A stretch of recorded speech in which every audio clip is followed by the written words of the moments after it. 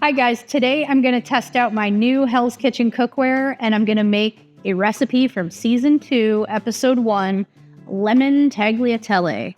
These pans are hybrid cookware. That means it's a combination of stainless steel and nonstick technology. So it's supposed to heat up very, very fast. We're going to give it a shot and see.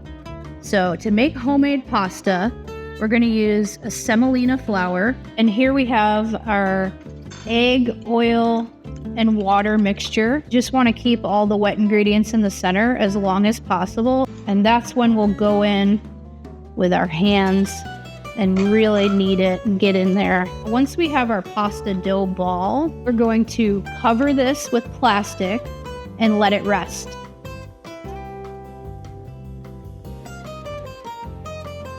Looks good.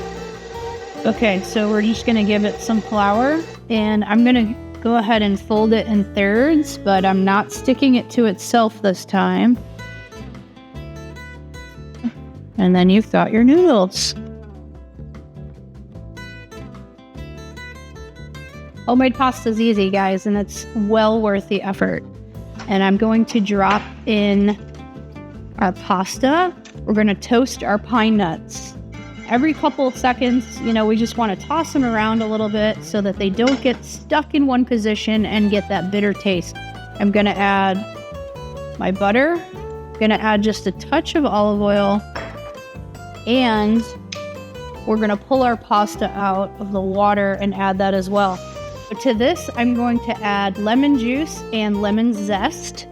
And I have some fresh basil chiffonade. We're going to salt it, just a little salt. We're going to go ahead and add some arugula and add back in our pine nuts. And we're going to add some fresh Parmesan cheese.